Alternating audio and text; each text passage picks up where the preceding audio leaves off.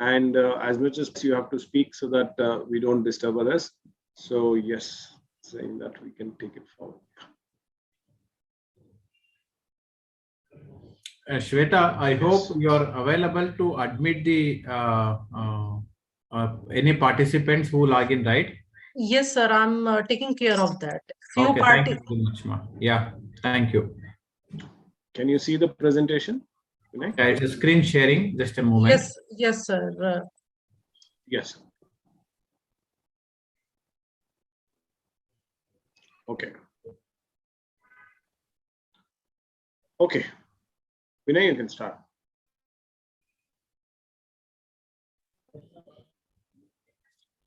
Is screen, I'm not able to see the visible. I started screen sharing. Yeah. Can you see the screen? Yeah, I can see the screen. Yeah. Okay. Can you go next? Yes. One moment.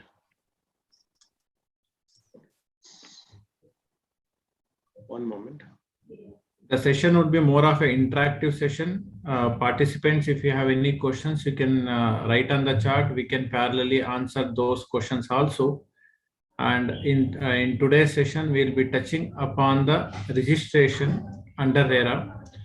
You may surprise that why registration session as today. Why the registration session today? Even though we have the RERA is into picture for the past 5 years. The reason which we would like to touch upon the registration after 4.5 years or nearly 5 years of RERA is, one is to revisit ourselves what is required to be uploaded, what is required to be submitted to the RERA authorities for the purpose of registration, number one. Number two, as you all aware that in the state of Karnataka, from 13th October 2021, RERA Karnataka has implemented the new module. You can say it is version 2 of registration or the new module itself. So new module have been implemented by Karnataka RERA. The new module has a large information which is required.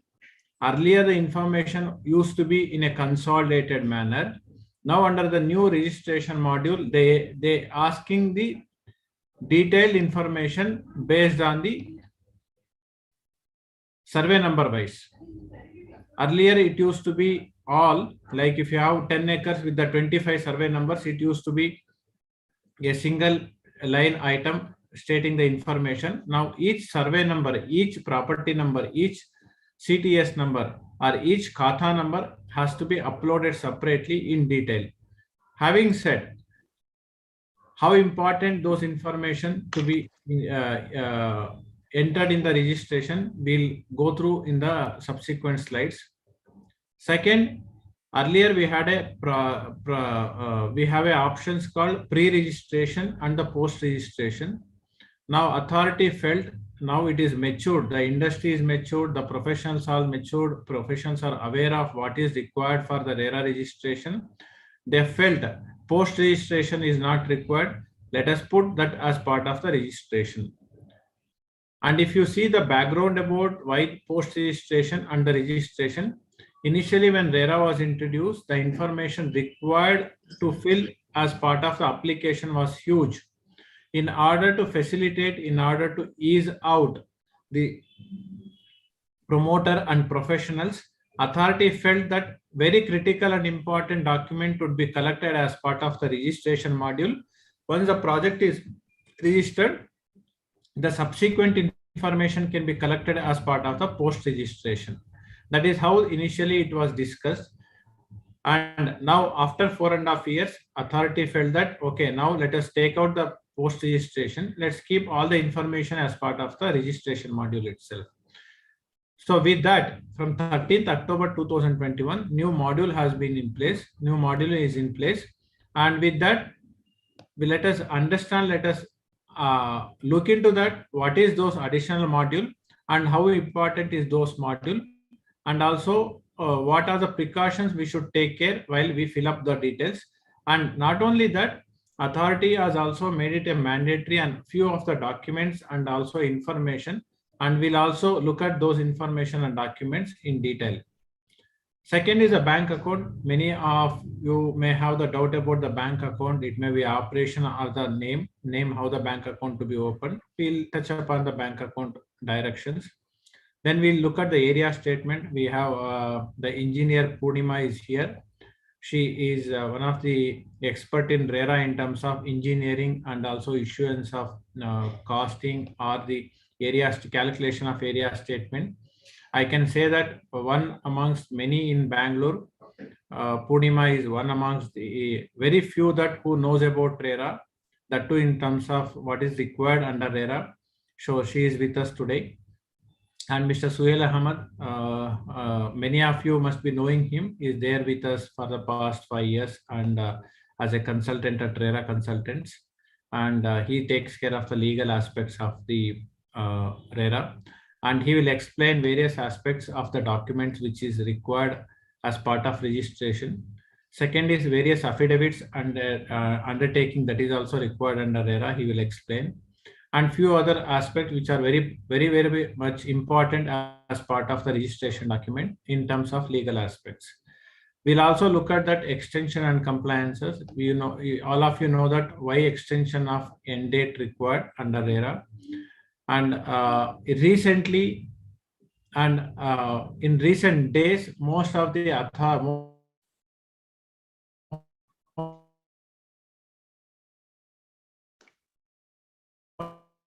bankers, most of the customers are valid, so they're not able to get their files processed for the housing loan or construction finance. With that, it is very important for the promoter or the professionals to get that and keep the registration as a valid registration or an active registration. And for that, what do we do? Let us look at that. Suhail, over to you. Yes, thank you, Vinay. Yeah. So further to what Vinay has already spoken. So today we'll be basically taking you through the registration process. One, to help you understand the new requirements in Karnataka in terms of the new module that has been brought into effect in October. So as Vinay said, we all know that the prior registration of a project is mandated under Section 3. So when we say prior registration, again, to repeat the whole thing, prior registration means that a registration of a project is required to be obtained under RERA before you market, sell, or receive even a single rupee in respect of the apartments or plots or villas or row houses in a project. So which means that even before you sell or you propose to sell anything in a real estate project which is mandated to be registered under the Act, you have to obtain the registration. Then, of course, the financial management is one of the most critical compliances under RERA. In fact, I would say in respect of registration of a project and compliance, Section 4.2 LD is a section which any promoter or in fact any professional also should know, should read and understand. Section 4.2 LD is basically what governs in terms of what a promoter can do in respect of a project, in respect of financial management, as well as the compliances, including the some of the quarterly compliances, as well as the annual audit in respect of a project. So what, in terms of financial management, what it stipulates is that 70% of the money that is collected from the allottees towards the sale of either plots or apartments in a project has to be deposited in a designated bank account. Of course, we'll also be discussing as we go further, there is the bank account requirements as notified by way of a circular by the Karnataka RERA. So this is something which needs to be understood, how it is to be managed, how the compliances have to be done in terms of quarterly compliances as well as the annual audit. Then next is validity of registration and extension. So we know that while we make an application for grant of registration of a project, under Section 4.2 LC, we can stipulate the end date, which means that the start date and end date can be mentioned by the applicant itself, stating that how much time within which time the project would be completed, Now, completion has to be understood in terms of RERA and not in terms of either the BBMP or any other planning authority.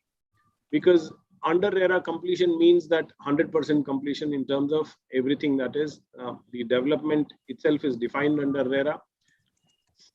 In addition to development being defined, there is also a definition for internal as well as external development. So if you understand what is internal and external development, and then know that within that particular time, you can complete the entire development work in a project. So by assessing that time and also taking a little buffer in order to complete the other statutory requirements in terms of obtaining the occupancy certificate, be it an occupancy or a release order or whatever it is, because sometimes the work gets completed, but the statutory compliances don't get over. So keeping all this in mind, the end date has to be stipulated, and what happens if within that 10 days the project is not completed. Then under section 6, that is without 3 months prior to expiry of the registration of the time stipulated in the earlier registration, you have to make an application by, it's an online process. You have to make an application by paying 50% of the fees that was paid earlier and seek for an extension. That extension will be given for 1 year time. Next is the quarterly updates. Vinay, do you want us to discuss this? As we go further, we'll discuss all of this. As we go forward, we'll discuss each one of it. Okay. So I think the next, you can take this. So what we'll be discussing: quarterly updates, agreement for sale. Of course, we'll be discussing in detail, adherence to specifications, and other legal aspects under RERA. So Vinay, I think you can discuss this. Important functionaries under RERA. Vinay?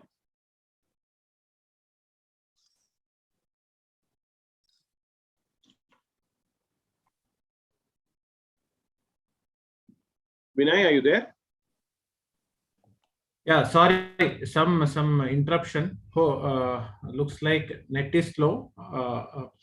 I just wanted the participants to know that who are all part of this functionaries under real estate, especially when the promoter is developing a project, who are all would be involved throughout the process of RERA, when the project starts until the end of the project. Just based on our experience, we captured all these functionaries are maybe stakeholders in loose terms. You can consider all are important throughout the project. And you know that regulators, the RERA authorities are the regulators. They will be overall monitoring, overall administrating the compliance as part of the regulatory aspects under RERA. Then we know the promoters. Generally, we call builders are the promoters, just for the sake of the participants. Even the landowners also called promoters.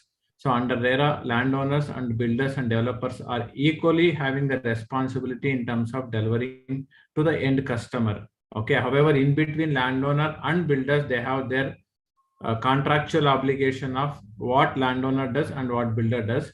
But in the eyes of the RERA, both are called promoters.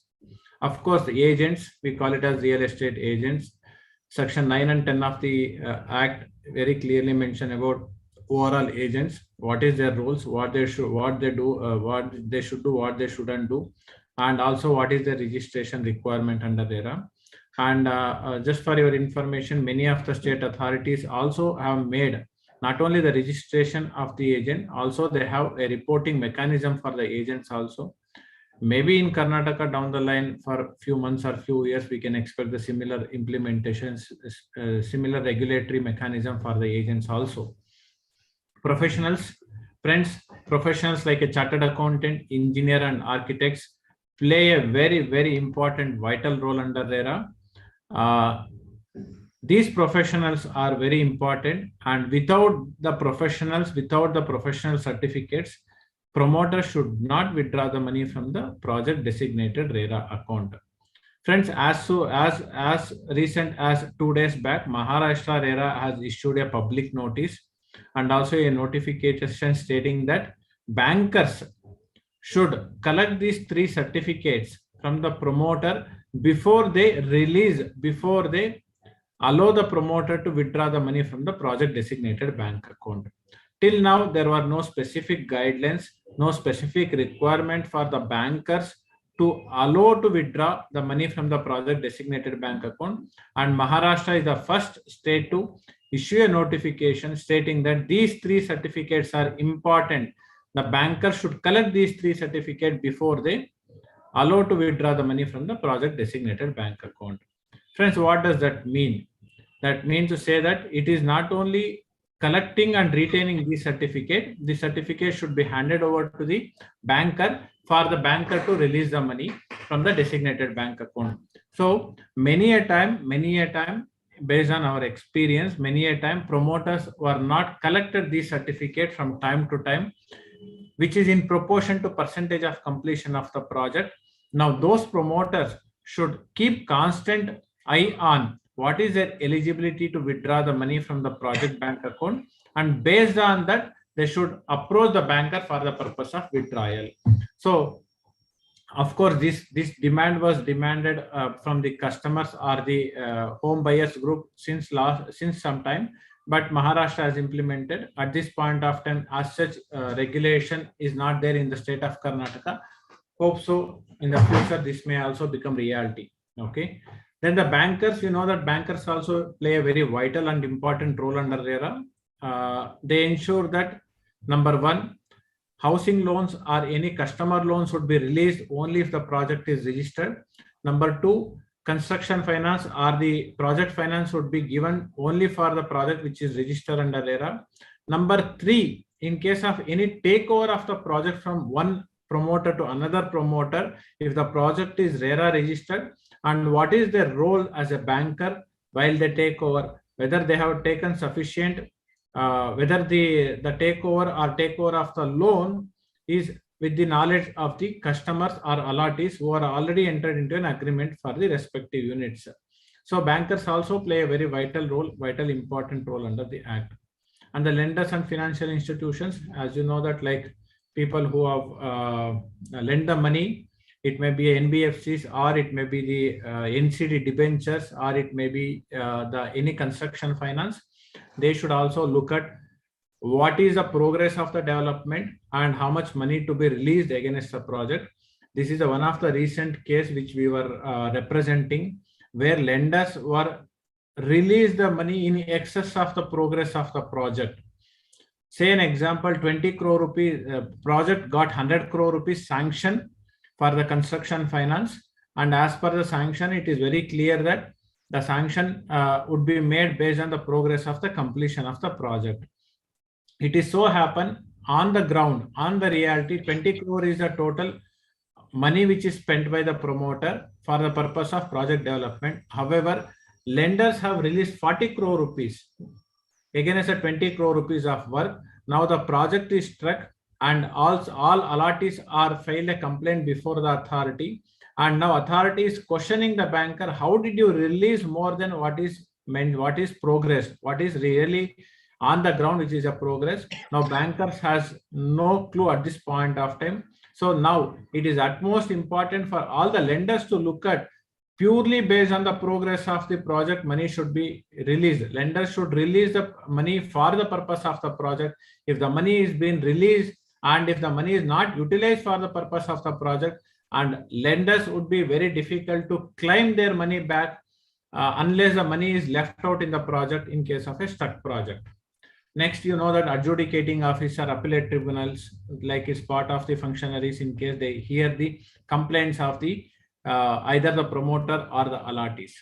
Finally, allottees and customers, they are part of the entire life cycle of the project in terms of either the payment or the their claim or the compensation or any other defect in the project. So broadly, these are all the functionaries and who are real stakeholders throughout the project, and we cannot ignore any of these functionaries or the stakeholders. Each of them play a very important vital role throughout the project. Suhail, next slide.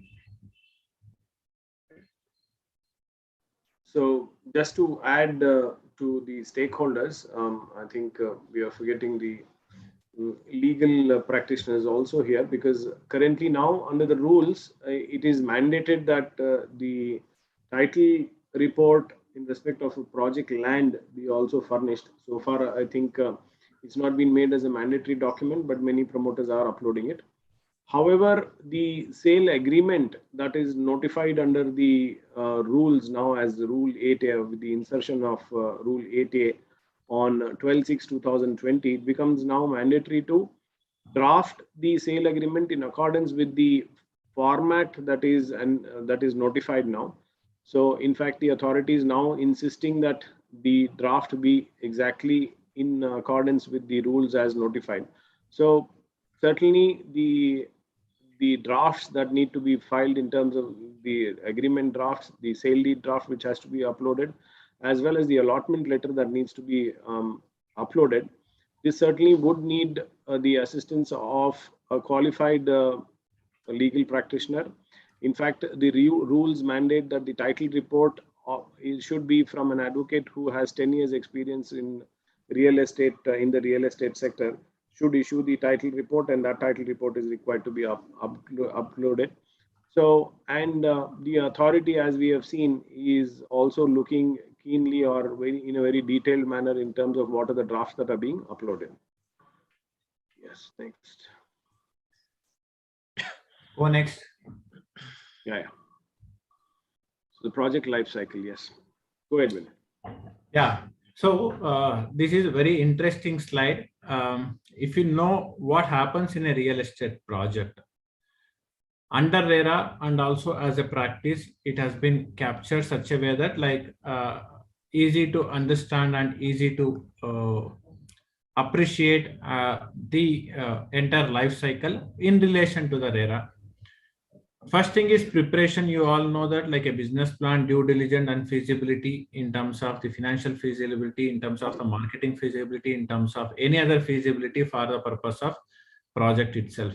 Friends, earlier we used to know that we used to hear without doing the proper groundwork, used to be the promoters or builders used to enter into the agreement with the landowners, considering that that can be resolved at later point of time. Now it is not possible. It's not possible, and it's very difficult for them to correct once they enter into agreement, number one, and it takes a long time for them to correct those what will be the missing, and it is furthermore important for everybody to consider and look at that the feasibility is a must for any size of the project, for the simple reason that once the project entered in terms of project, either way of a JDA or the purchase of the document, it takes at least about 15 to 20 months for them to come to a place of launch of a project, start collecting the money. Suhail, you are moving the slide. Okay. So by the time you reach a place of launch or a time of launch, in case of a own land, you require about land cost plus about 10% of the money for the purpose of all approvals, and also to start with basic work of excavation. So that means about 40 to 50% of the money required for the purpose of project launch itself in case of a land with land. And in case of a development agreement, any of land cost is already incurred by the landowner, and about 10 to 15% or 10 to 20% depends on the project and the nature of the project, the builder would end up with incurring. So after that, they go for a RERA and take the RERA registration. So it's very important, the ability of a builder, ability of a developer to sustain for 15 to 20 months minimum to take the approval, obtain various NOCs, go to plan approval and get into a RERA. So it takes about minimum 12 months for a smallest project, and it goes about 20 months, 48 months for the medium and large projects. So it's the ability of a landowner to wait to get the delivery from the builder, and it's the ability of a builder to pump in money of 10 to 20% or more, if it may be more of the project cost for the purpose of launching it and start collecting the money. And once you start with RERA registration and the bank financing, and during the development of the project, you have to first is consistently you should follow 70-30. That is financial management. Consistently it should be followed. It is not the one time. Every money, every realization, every withdrawal should be followed. And also accordingly file the quarterly update, annual audit, follow various aspects of RERA, section 13, 14, 15, section 16, all the functions as per section 11. Everything is must to follow. There is no obligate. There is no there is no all are mandatory. There is no options are given for not following it. So having said, it's very important for the promoter and the professions to know what are the compliances under RERA to comply throughout the project. Once the project is completed in all aspect, you will reach a place called completion. So one should file a completion. So I know that most of you have attended earlier program of ours where we have taken the few sessions on the completion also, where it is required to complete all the internal and external development works in the project, obtain all the necessary approvals and also clearances from various statutory authorities to say that the project is completed in all aspects. And that is what is a project completion compliances, and also a post project. What happens the post project completion? Certainly there are various other obligations which is casted on the promoters of the project as per section 11, which includes handing over of the documents related to the project and handing over of corpus money or unspent camp maintenance to the association, and enable the formation of the association, and of course transfer or conveyance of the common area to the association. Finally, the defect liability period of 5 years. So in this slide, if you see and understand, keep it in the mind that throughout the project life cycle, what are the RERA compliances required and which is a mandatory for all the promoters to follow. Next, Suhail. If so, let us look at what is registration. Suhail, next, please. Can you take up?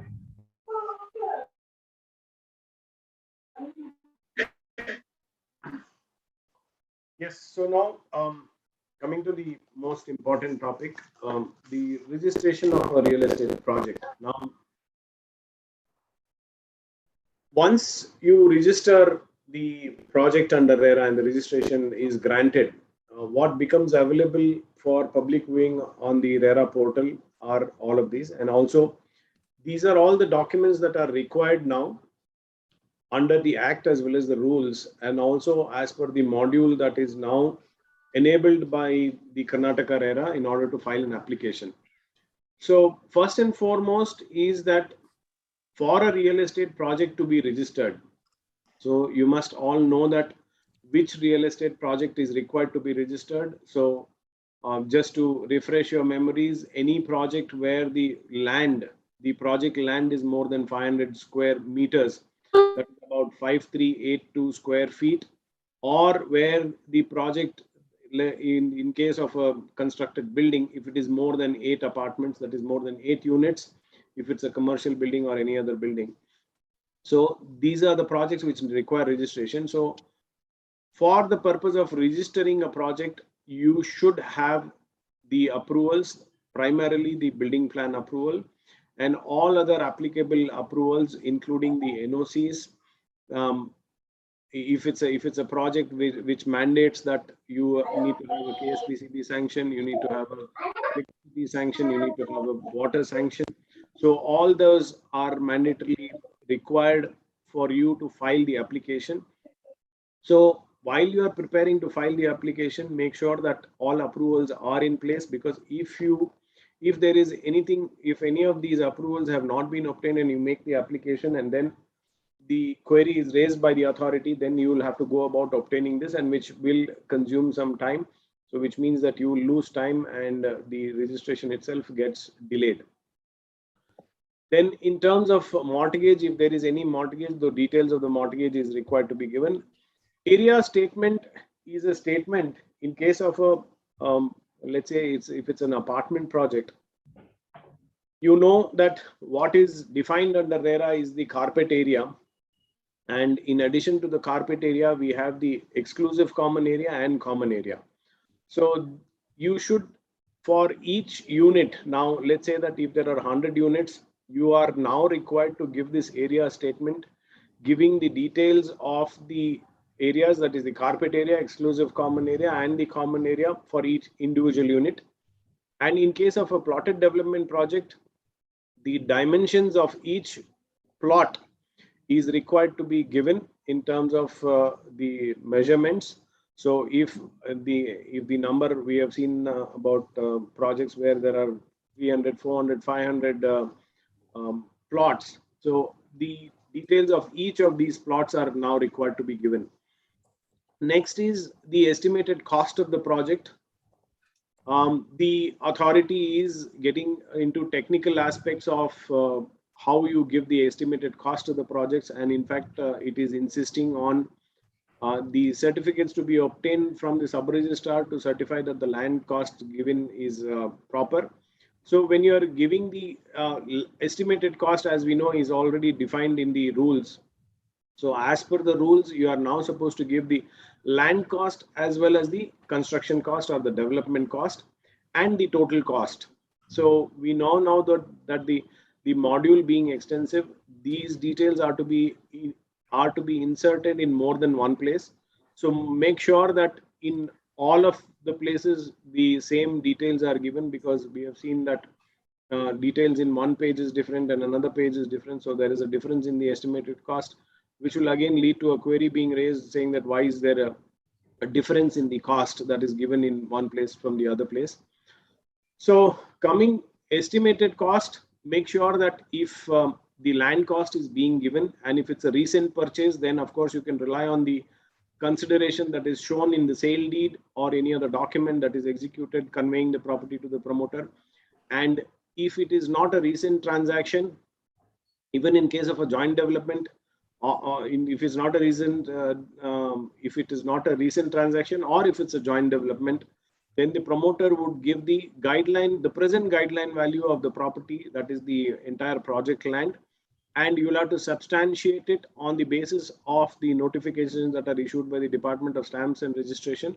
So it is advisable that the estimated cost, while giving the estimated cost, it is scientifically derived at, so that you are able to explain it if at all a query is raised. Then details of professionals and agents.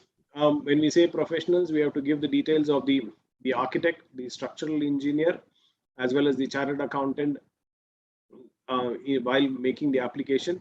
You are also required to now give their Aadhaar cards and also their registration details and the previous work that has been done. So while you are deciding to file an application for registration of a project, you should make sure that these professionals have already been appointed and that you are able to obtain their details, including the personal detail, which is an Aadhaar card, so that you can upload the same on the RERA portal, and this will also be available for public to view. Next is the agents. If you have already appointed channel partners to market the project, you can give these details. Most often than not, we don't have channel partners. Many of the promoters would not have already appointed channel partners because the project is yet to be registered. However, if you have, then you should give the details. Vinay, can you just explain the professional certificates which are to be filed at the time of registration? Okay. See, professional certificates of certifying the cost of the project to be uploaded as part of the registration document. Friends, at this point of time, the formats are not notified by the authority, and on asking the authority, please give us the clarification that at this point of time, they mentioned that whatever be the post-registration certificate which is available as 1, 2, 3, please upload. But in our view, post-registration is a post-registration certificate, because if you open the form 1, 2, 3, you can see that project registration number and all the details. But this is not, there is no project registration number as per, for the application. So we felt that we have made a small amendment to it, changes to it, and which says to certify the cost of the project. That is what is the intention of it. However, we also have heard that authority may notify the separate certificate in this regard, covering various aspects of it. So we have to wait to hear from them. Otherwise, the certificates of Form 1, 2, 3 should be modified such a way that will take care of the estimated cost of the project. In subsequent slide, our engineer Poornima will explain in terms of what is the cost of the construction, and also as the architect should certify what would be the cost of the construction for the purpose of RERA registration. Based on the engineer and architect certificate, a chartered accountant do certify the cost of the project considering the estimated cost as per the engineer, then the borrowing cost, administration cost, taxes, levies, or any other cess which is included as part of the project cost. So we also have come across various application, various certificates which are issued by the professionals. Basically, they haven't understood the real requirement of the certificate. They just copy and pasted the information which are given by the architect and engineers, and which may not be correct in our view, because architect engineer will restrict themselves to the construction of the project, not beyond the construction, where a chartered accountant shall issue a certificate considering various aspects of the cost of the project, and that is the cost is the estimated cost. For all practical purposes, the estimated cost of the certificate which is issued by a chartered accountant is the estimate cost of a project for the purpose of RERA, and which should include your land cost, estimated cost, and also our rule 4 and rule 5. Rule 5 of Karnataka RERA is clearly mentioned what is the land cost, which clearly talks about land cost is the acquisition cost or the guidance value as on date of application for grant of registration. So this is what is the land cost is defined as per the rule. So considering that, promoter should obtain the guidance valuation as on the date of application and upload a copy of that. Based on that, please calculate the cost of the land. Number 1, construction cost. You know that engineer and architect will prepare the estimate based on the bill of quantity or the quantity required, that we obtain it. Third is offsite cost, like engineering, consultant, administrative cost should be calculated, offsite cost. And borrowing cost, interest in case it is borrowed, or if it is any proposal to borrow the money, that is should be included as part of the cost of the project. Putting all these elements to arrive at the estimated cost of the project. Friends, please understand, estimated cost of the project is a very important and very vital aspects under the registration. At this point of time, many of you may feel it is okay, authority is not verifying it, and how it help in terms of if I put something which is may not be 100% accurate or may not be nearest to the accurate, which will have a straight away impact on your withdrawal, ability to withdraw, and also ability to complete the project. So hence, request you to consider this as a serious exercise itself while issuing the certificate or while obtaining the certificate from the professionals, and also while filing the application for registration of the project. And next, somebody has posted a question privately stating that, sir, is this certificate should be issued by the professional holding certificate of practice? Yes, it should be issued by a certificate of practice. Chartered accountant should be a holding certificate of practice. And in our view, these are all the professionals who would continue to issue the certificate for the purpose of withdrawal of funds in subsequently. So those are all the professionals who would be associated throughout the project for the purpose of withdrawal of money. And engineer will issue the certificate for the purpose of arriving at the proportionate percentage of completion, and the architect will issue proportionate completion. Engineer will issue how much money they have spent on the project, and overall CA issue what is the money incurred towards the project and how much eligible to withdraw. And all these three professionals, KYC is available on the website. address is available on the website, their license number is available on the address. So if you ask, sir, is that really required? Yes, it is required for the purpose of registration, number one. Number two, customer should know also who are the engineers and who are the architects for the project, so that based on that, customer may take a decision whether I can rely on these professionals for the purpose of the purchase or booking of an apartment. So this is also one of the important aspects for the promoter to put the details of these professionals on the website of the authority while filing an application for grant of registration. Next. Next is project specifications. You all know that every project will have a specification. Vinay, we need to discuss the legal documents that in terms of litigation details and everything. Yeah. That would be a separate slide itself. There are a lot of things that you can explain on that. So that is why I just skipped that and I've come to a project specification. Project specification is very important because this information goes on the website of the authority, and this is a specification that every promoter should comply with it, and also which is part of our legal agreement for sale also. And source of funds, there is some lenience which is given by the Karnataka RERA authority, not insisting much about to provide the information of the source of funds. They're just asking source of funds, whether it's a own fund or a borrowed fund for the purpose of project development. If it is a borrowed fund, how much you borrowed, and whether it's a mortgage, whether there is a hypothecation or mortgage on the project land. However, if you go to Gujarat asks you to provide the source of funds. It's like a project report itself. And I also get a few inquiries, sir, why so much of insistence? Why so much of requirement to provide a source of funds? It is really required for the authorities also to know that how are you sourcing the funds? How are you raising the funds for the purpose of development of the project?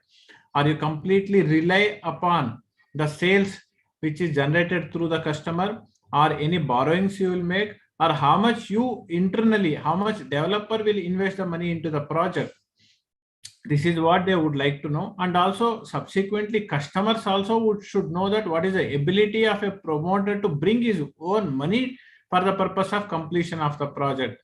Till now, we did not had any of the information about this information wherein whether the builder will infuse his own money for completion or whether he will completely rely or depending on the sales of the sales from the customer or sales or collection from the customer.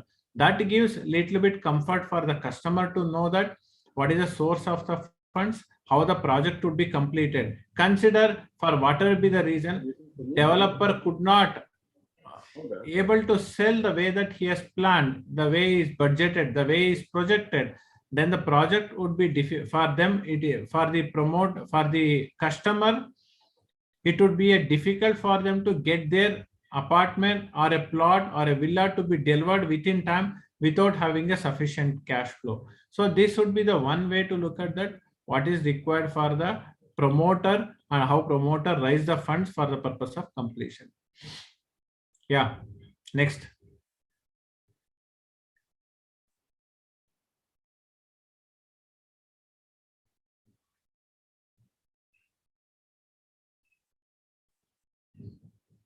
Can you go back?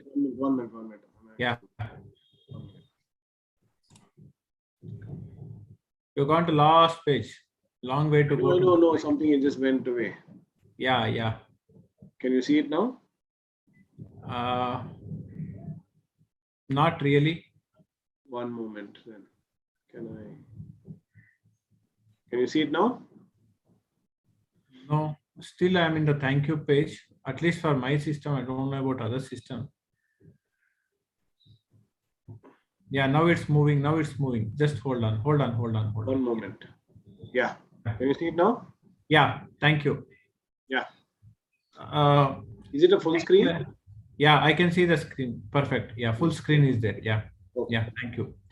And as already Suhail has mentioned that prior registration is a must. That means to say that the promoter is not allowed to collect the money, collect the advance, marketing, sales, invite anybody. for the project. Even you're not permitted to put a board on the sales site stating that upcoming project of ABC developers, or maybe project Lakeview. So that is not permitted. Okay. And also prior registration is a phase-wise development in case of a large project, or in case of a medium project where the promoter wanted to take up the building wise or a phase-wise construction, where he wanted to go and develop the project, the tower wise, phase wise, building wise, block wise, so that he will have a sufficient time for him to deliver to the customers. Description and specification, which already mentioned, that please be clear about what is that the builder to be delivered, because we have seen in many a time the specification mentioned is copy and pasted from somebody else website or somebody else document. That gives a very wrong. Even if it is copied also, please go through that. Is that what you intend to deliver? As recent as we have received an application, they mentioned that in a plotted development, they wanted to show the helipad. So then we have checked with, no sir, we wanted to really deliver the helipad. Then it's okay, because that's the first time we have seen that somebody has mentioned the helipad in a plotted development. Generally, we see this in the apartment project where there is a, in case of a high-rise building. Okay, so just look at that, the intention, real intention, what is that you wanted to deliver it, and don't exaggerate, and don't for the purpose of, it is not a marketing. Please ensure it's what your documents you're submitting is not for the purpose of marketing. It is for the purpose of registration. Whatever you mention as part of this registration shall be delivered, shall be delivered. If not delivered, you should go back to the respective authority, make a necessary application for correction of them. Okay, because this information you would have been mentioned as part of the registration also. So unless you complete it 100%, unless you make it as 100% in the website, you cannot go to a completion module. So then they would have a stop there itself in terms of the quarterly update also.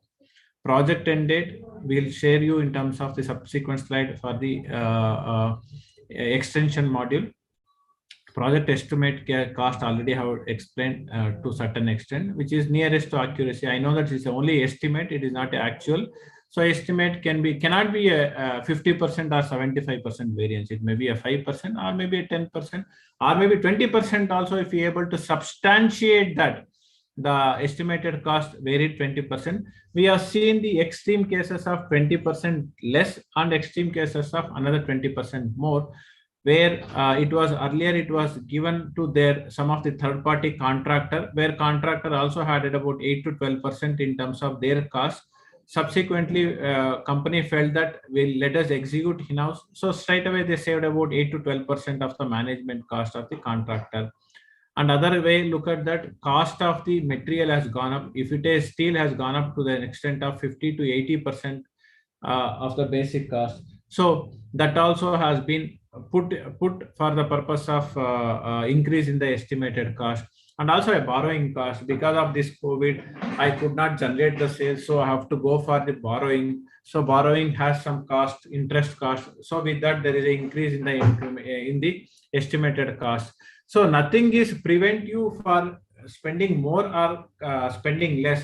But only thing is, at least we should know, we should arrive at what is the reason for this variance, shortfall or a excess. So to that extent, we should able to capture it. We should able to report it in a subsequent reports by way of chartered accountant, or maybe file an application for correction and all those things. Finally, carpet area statement. Engineer Poornima will explain in detail about the carpet area statement in subsequent slide. Suhail, next.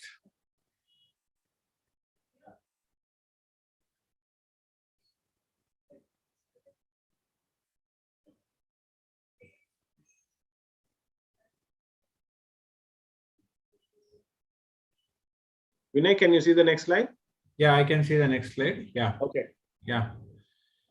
So from here, I request Poornima to come and explain something about the engineering aspects under RERA. And friends, generally engineering aspects are not discussed in detail in any of the RERA forums.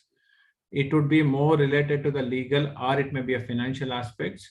And we as a consultant, we feel, and in our experience, engineering role is also as equal as any other professionals. And every information which goes into the RERA website should be accurate, should be correct, and for the purpose of delivering to the customers. Poornima, over to you.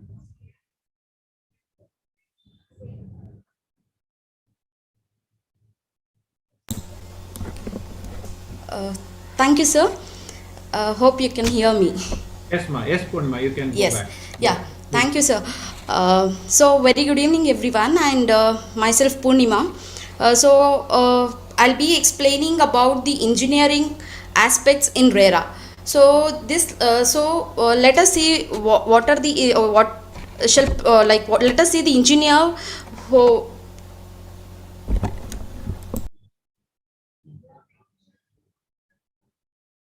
Poornima, you are muted. You should unmute yourself, please. Okay. Sir, can you hear me? Yes, ma. Yeah, we can hear you. So the engineer shall prepare the estimated cost of the real estate project based on the three things. One will be the sanction plan. So the engineer should see the sanction plan, which will be sanctioned by the authority. It might be a BBMP, BDA, or any authorities. So you have to go through the sanction plan very well before preparing the estimated cost of an individual project. So the next one will be specification. So the engineer should think what are the specification involved in a particular project. That might be your what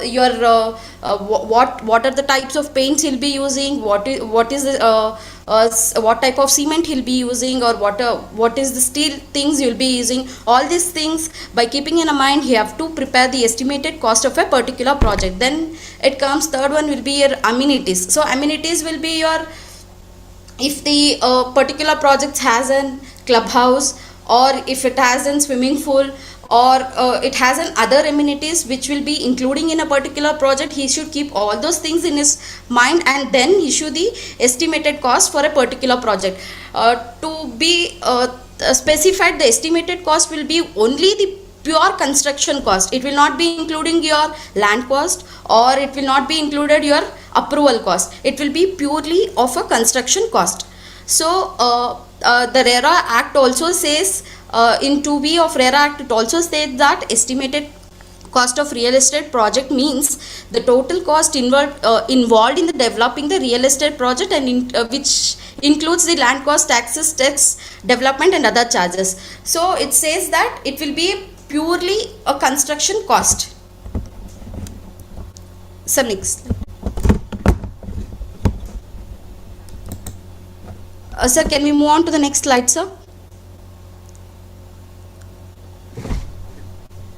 Yes. So, okay. Yeah. Proportion to the percentage of completion of the project. So, how to calculate the percentage of completion? So, to arrive at the completion cost, first we have to see what is the scheme of the project. Scheme of the project is it a apartment project, or it is an land development project, or it is a commercial project? We have to just think what exactly the scheme of the project is. So based on the various, and the second one will be based on the various development works in the project. So we have to see what are the internal works. Internal works may be your electrical works, your plumbing works. What are the internal development works will be included in that. We have to keep in that mind. And the external development works will be, external development works may be your roads, construction of internal external roads, or might be your sanitary connections, or whatever comes in the external development. You have to keep in that mind. As I said, the amenities will be your swimming pool, your clubhouse, etc. That also should be taken into consideration. Facilities provided, if there is any sports facilities, or if there is a gym, you have to take that also into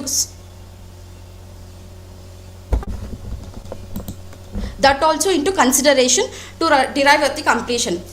For an example, if the project is ongoing, basically when we do the registration, we'll be updating it is an ongoing project, or it is a new project, or it is a completed project. When we consider it as an ongoing project, we have to give the percentage of work based on this internal development work. For an example, if you are constructing a plotted development and the work is just you have done a site clearing works. So when it is a site clearing work, you can just update in the website stating it is just an 1% of the work is done, where we just done the clearance work of the site. That is how we'll be giving a completion percentage of completion in the RERA website.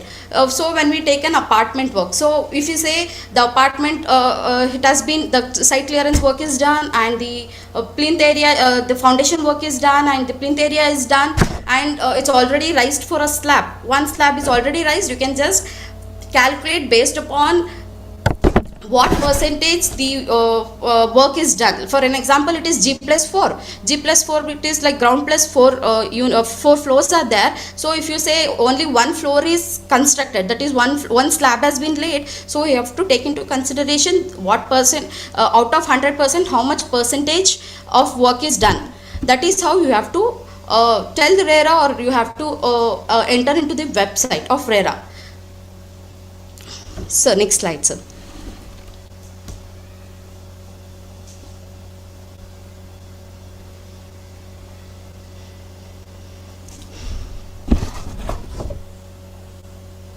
So next. Poornima, this is the slide, no? Yes, sir. Next Yeah. slide. Next slide, Next sir. slide. Okay. So as Vinay sir and Suhail sir said, area statement is very important. There is a difference between a normal area statement, what we engineers consider, and the RERA area statement is quite different. So when we go, there is in area statement, they'll be asking you about what is carpet area, what is exclusive common area, what is common area transferred to the association, undivided share in land, or all this concept, whatever the 4 points we set, all this should be matched with your sanction plan. Okay. So in the next slide.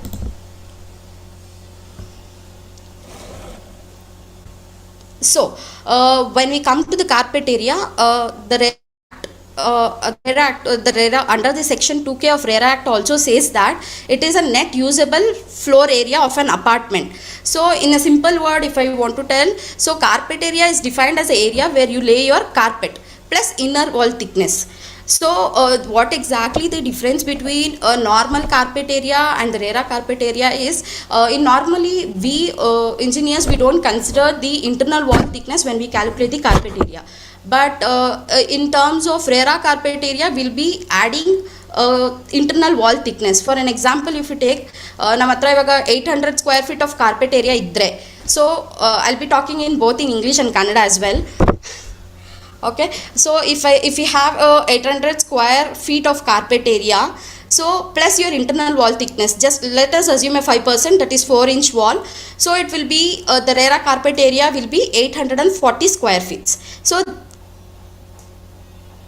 So this is how the RERA carpet area is derived. So you can just see the diagram which I have mentioned. So it will be only the internal wall distance which will be added on your internal wall thickness as well, which should be added. This is what the carpet area in terms of RERA. So I can just read out what exactly the 2K of RERA Act says. It is a net usable floor area of an apartment excluding the area covered by external walls or under the service shaft, exclusive balcony of veranda area and exclusive open terrace area, but including the area covered by the internal partition wall of the apartment. So as I said, it will be including the wall to wall distance, including your internal wall thickness. That is what the carpet area.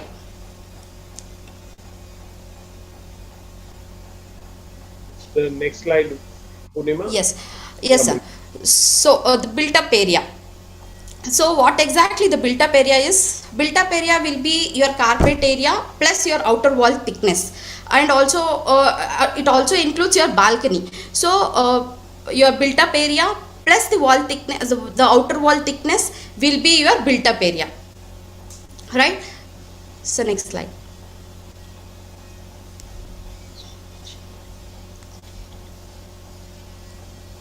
You want the next slide? Yes, sir. So what is super built up area? So in general, there is no act or rules which defines built up area or super built up area under the RERA. Like it's common term for promoter where they'll usually specify the built up or super built up area in the agreement. So for an example, if we consider a 10,000 square feet of clubhouse and an apartment consists of 100 units. So when you divide 10,000 divided by 100 units, you'll be getting square feet. So when you add your built up area with 100 square feet of extra, it will be your super built up area. That exactly. So when you read, the super built up area is your built up area plus common area such as elevator, veranda or clubhouse, etc. That is the super built up area.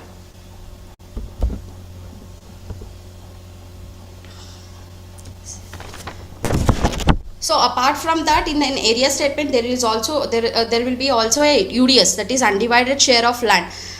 So this UDS concept basically exists in an apartment. Like if you have a flat in an apartment, you'll be owning 500 or 100 square feet of land. So UDS is UDS is not usable right now, but after 60 to 70 years later, there will, if there is a demolition or if it is acquired by government, then the UDS come into picture. So I'll be telling you how exactly the UDS will be calculated.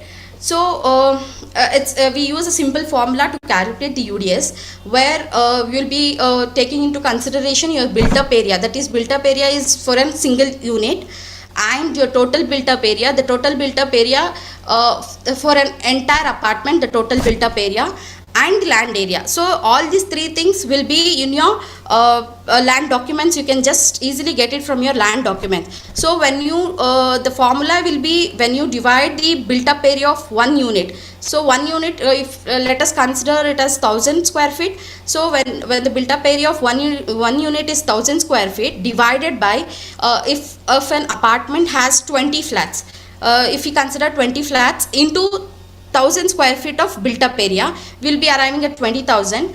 So built up area of one unit divided by total built up area into land area, you will be arriving at the UDS. So this is how the UDS of a particular unit will be arrived. So you can ask me how this UDS will be helpful. So like if after 60 to 70 years, for an example, if your land value will be around 20,000 rupees per square feet, so you'll be having a 500 square feet of UDS. So at the time of demolition, they will be giving you 500 square feet into 20,000, you'll be getting around 1 crore of amount. That is why the UDS is very important, and without entering the UDS, the RERA will be not accepting the area statement. So UDS is very important. So dividing and distributing the UDS for each and every unit is also very important.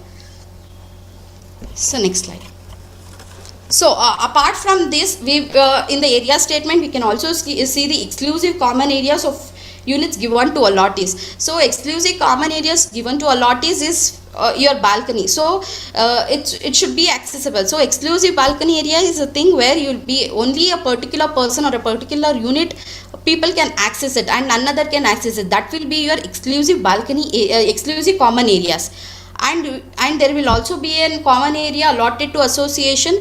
This common area allotted to association will be your staircase, area of your staircase, your lift, your lobby. That will be your exclusive common. That will be your common area allotted to association.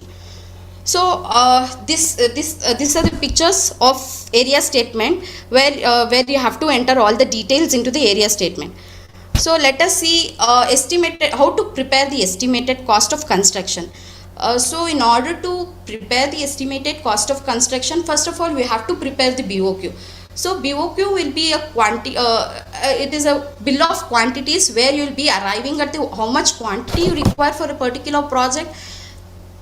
Will be your BOQ. So BOQ will be arriving by doing the estimation of a project. From the estimation of the project will be arriving at the BOQ. So BOQ will be your quantity into rate. So whatever the quantities you are arrived from the estimation, multiply with the rate of a rate. The rate will be getting from the SR rate, that is schedule rates. From the schedule rates, if you calculate the multiply the schedule rates with the quantity, you will be arriving at the estimated cost of a particular project.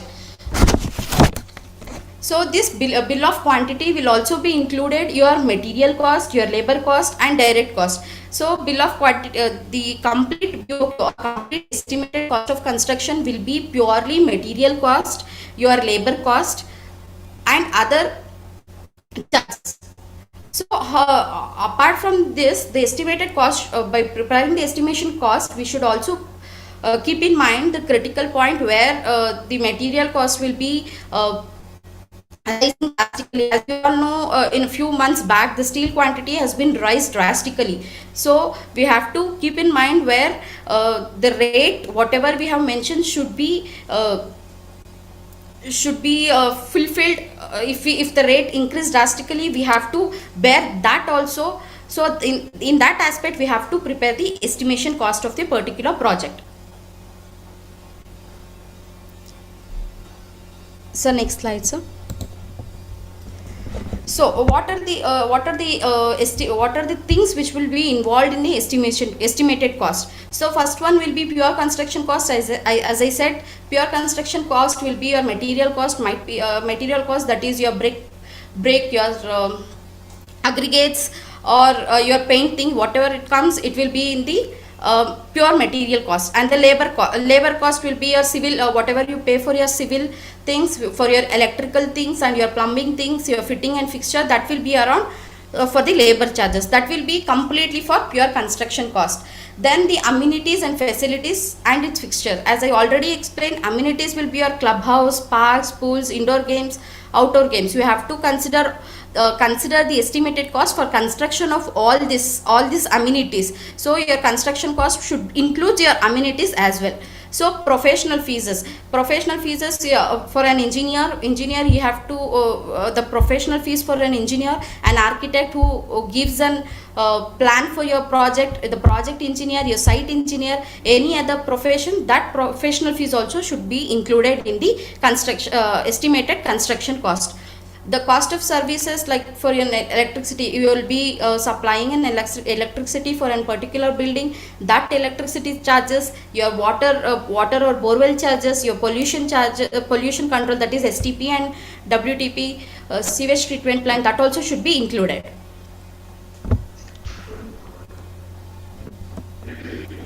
Okay. At the end, I'll be just summarizing what are the engineering role while issuing the estimate.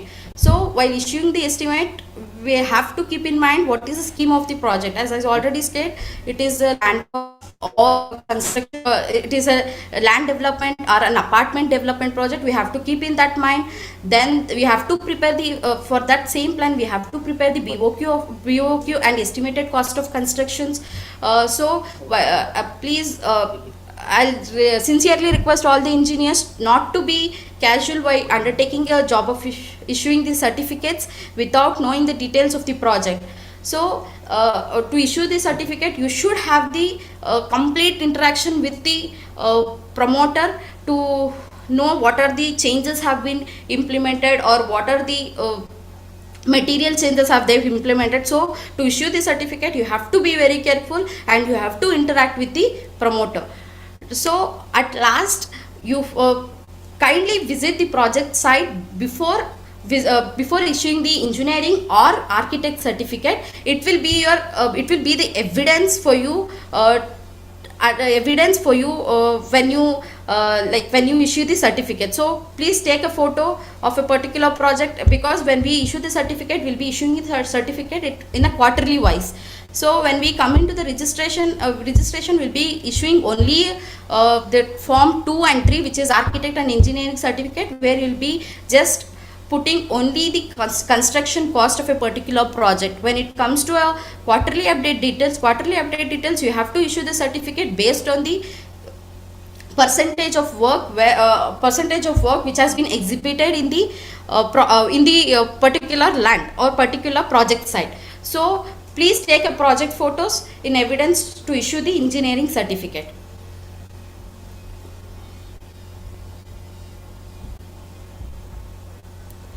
Yes, thank you, sir. Thank you, Poornima, for explaining the role of engineer and preparation of estimate cost of the construction. Just for your information, maybe initially you mentioned estimated cost of the project. What you have explained is only the estimated cost of the construction. Yes.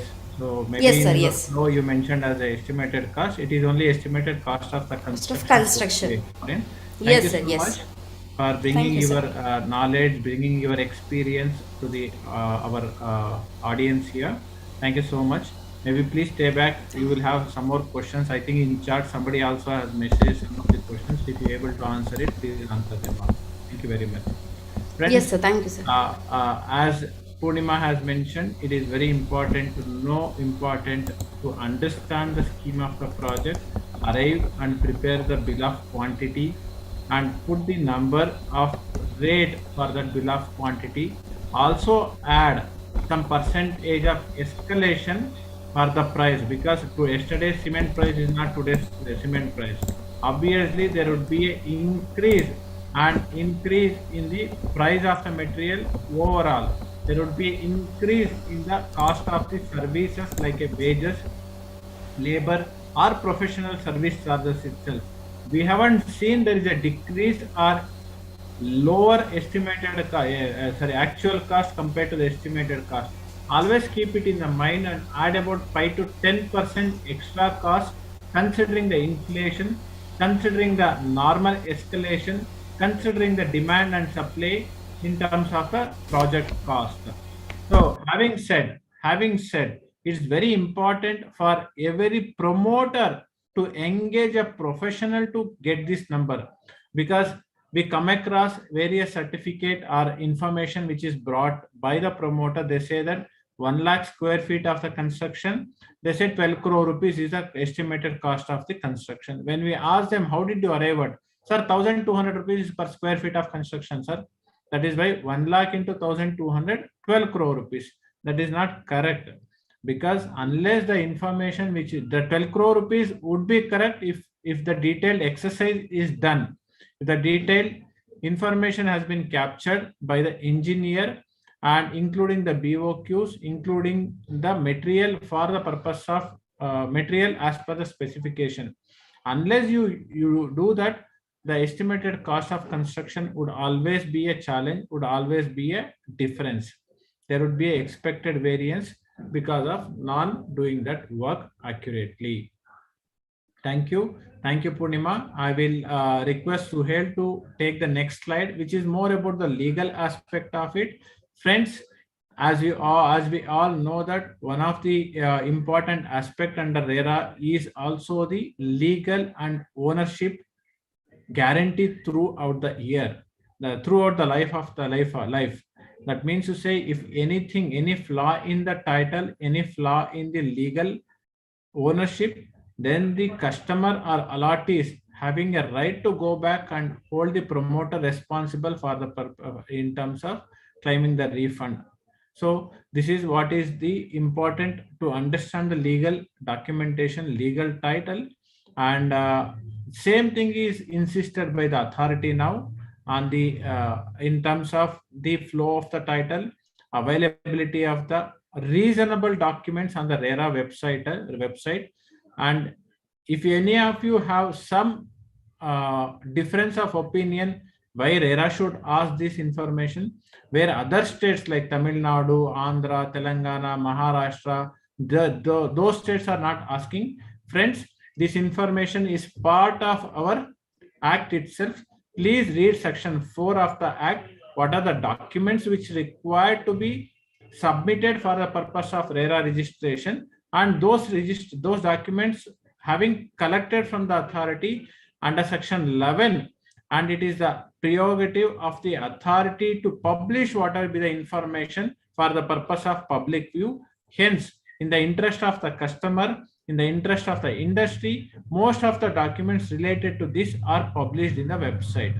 So this is about the legal requirement. Suhail will be explaining each document importance and also how authority is looking into based on his experience. Suhail, over to you. Yes, thank you, Vinay. So, so far we've touched upon the basic details, and now the engineering Poornima has taken us through the requirements of the engineer and the certificate that is issued and the area statement. And in terms of filing the application, what is required in terms of the engineering standards. So coming to the documents or the title, legal documents and the drafts that are required under the Act for the purpose of filing an application under Section 4 of the Act. Under Section 4.2L, there is a Form B affidavit that we are required to file. It's an affidavit cum declaration, the format of which is also published on the website of the authority. So there, the affidavit that is filed by a promoter or by the landowner who is a promoter himself or herself, what we say is that the legal title to the land on which the development is proposed, along with legally valid documents with authentication of such title, if such land is owned by another person. That is, what you are stating is that you have a legal title to the land, and in case if it is a land which is owned by somebody else, and that some other person or the landowner, in case of a joint development, has a legally valid title to that project land. So in order to establish the fact that the legal title to the project land is there, we are required to file the title deeds, be it in terms of a sale deed or in terms of a partition deed, or if it is an ancestral property, the revenue records, and along with the death certificate, and if it is a joint ownership, then the family tree and the transfer of or the mutation into the names of all the family members. So the authority, in some cases, wherever it finds that there is some amount of discrepancy or some amount of shortcoming in terms of explaining the title to the property, that to the project land, which even if it is let's say 10 survey numbers or 10 municipal numbers, all of them you need to file documents which at least go back one stage in terms of title. You file the title deeds and the ownership. In terms of ownership documents, of course, see at serial number 3 we have the mutation register and RTC. We will also have to produce the either a revenue record or a municipal record standing in the name of the present owner. So many a times what happens is the land is converted in, let's say the land is converted in the name of the father. The father is no more, and then the children then step into, children succeed to that property.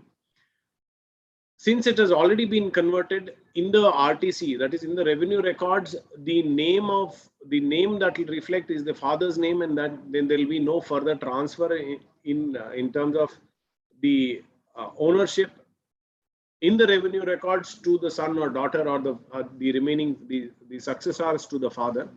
So in such cases, the authority insists that you obtain a municipal khata. It could be a panchayat, or it could be a municipal corporation, or it could be a CMC, whatever be the authority.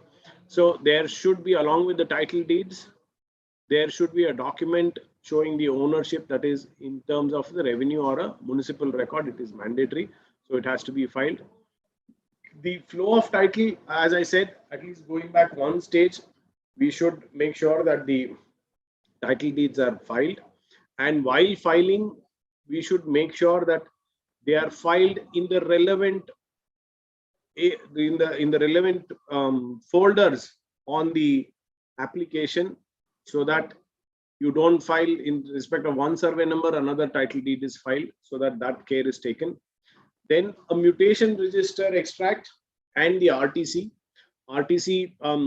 We suggest that RTC at least for 3 years should be filed, and the mutation register in terms of if there has been a recent mutation into the name of the present owner, the mutation register extract for that transfer, as well as the mutation for the conversion, that is when the conversion gets reflected in the RTC. If that is available, that should also be filed. Then of course the conversion order relevant to if it's a survey number and if it's an agricultural land which has been converted, the conversion order should be filed. And lastly is the encumbrance certificate for 15 years. That is 15 years from, if we go back 15 years from 2022, from then till the application date or close to application date, it is mandatory to file the encumbrance certificate. So these are the legal documents that are required. And once, while you are preparing to file, anybody preparing to file, which is also the as a matter of policy that we file, that you should make separate folders, scan the documents well in advance, name them, number them properly, so that while you're uploading, you don't have to look around, or it becomes easier for you to upload all these documents. Next is in terms of the drafts that need to be uploaded on the on the portal while filing the application. Of course, the booking form is not required to be uploaded, but it is advised that you have a booking form and a subsequent allotment letter, because the initial talk when the marketing team or when the CRM or whoever meets, the sales team meets the allottee, they could have a booking form in which the basic details could be taken, and subsequently an allotment letter could be issued by the promoter confirming the allotment. So now the authority requires on the, as per the module now, it requires that an allotment letter and the draft sale of a draft agreement for sale and the draft sale deed be uploaded on the portal of the authority. So while drafting, mostly the authority is looking into the drafts of the agreements for sale, which are being now uploaded on the website. Earlier, of course, this was being done in other states. In fact, in Gujarat, this was very stringent, is very stringent, has been and is very stringent even to this date. And some few other states. Karnataka so far was not looking into the agreements for sale, but now Karnataka RERA has started going into the agreements for sale.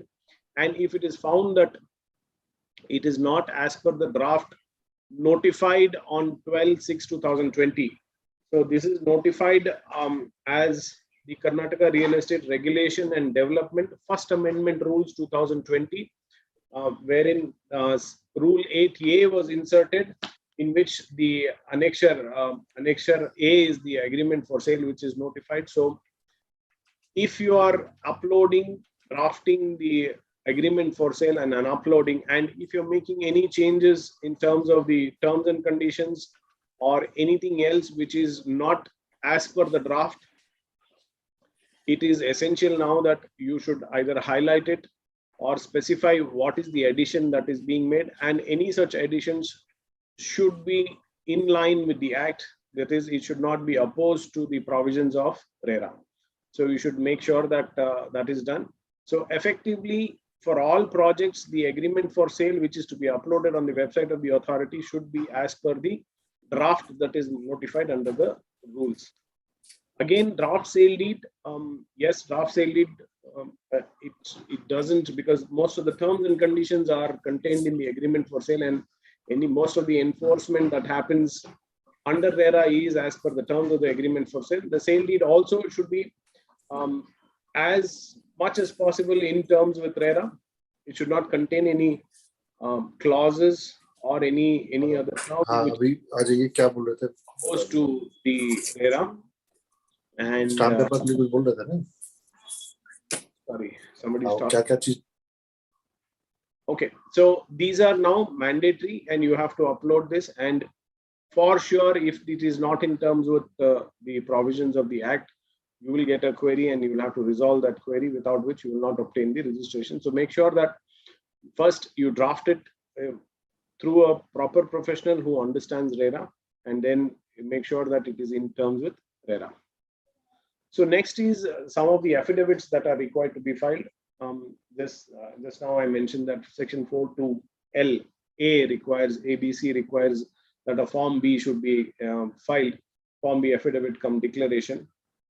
So in Form B affidavit 1, you are stating that the title to the land vests with the person who is developing, and that in terms of encumbrances, either you say that if there are no encumbrances, in terms of encumbrances, when we speak of encumbrances, we say the land has not been mortgaged, it has not been offered as collateral, and no project loan has been taken. In such case, we say there is no encumbrances. And also in case there is no litigation whatsoever in respect of the project land pending before any court, tribunal, or anywhere, so then you say that there are no encumbrances whatsoever. If there is either a mortgage or some sort of litigation that is pending in respect of the project land, you should make sure that that is mentioned in Form B, because non-disclosure or giving false information amounts to an offense under Section 61 of the Act, which attracts a penalty up to 5% of the project cost.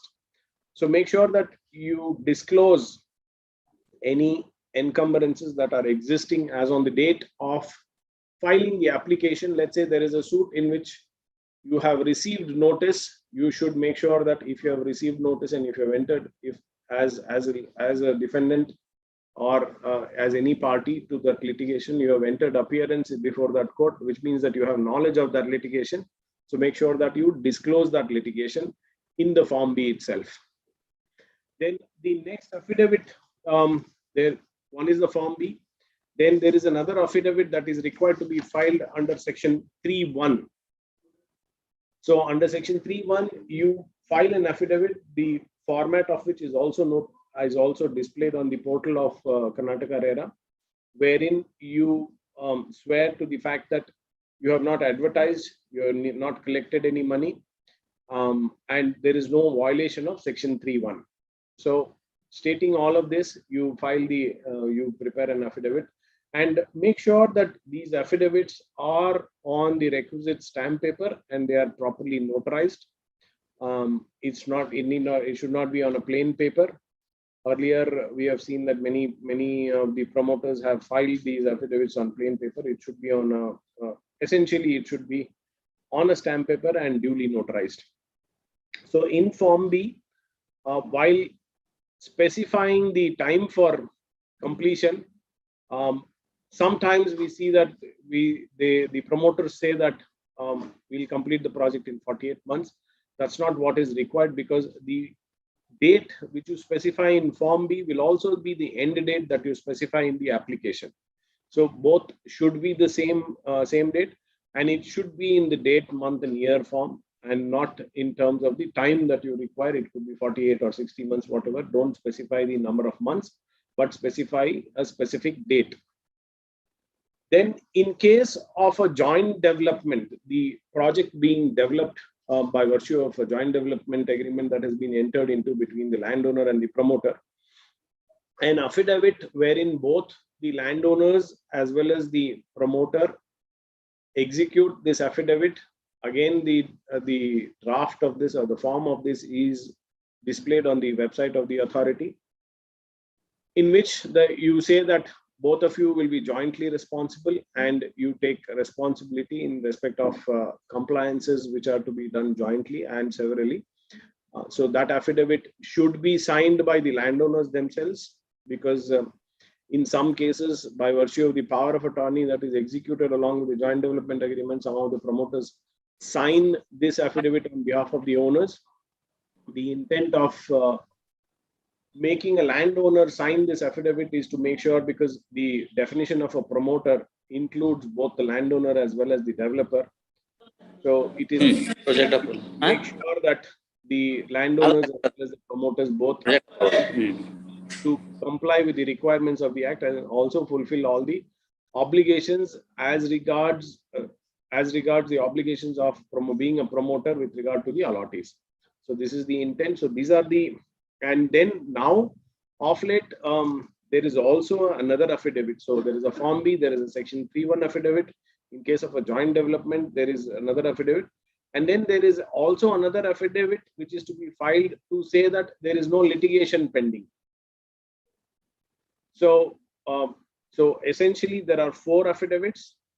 that are required to be filed along with the application. Please make sure that these are prepared with precise details, giving the details of the parties, giving the details of the lands, and also in terms of any encumbrances, give precise detail with the loan account number and everything, because anything that you declare at the time of the filing of the application, you would also have to declare the same thing to the allottees also. Any subsequent mortgage, you will then have to go back to the allottees and take their permission. That is the requirement now under the Act. So whatever you mention in this Form B and file it. So that is what will get reflected. And anything, if you say that no, this was already in existence, then the allottee can always go back and see these affidavits and say that you have not declared it then.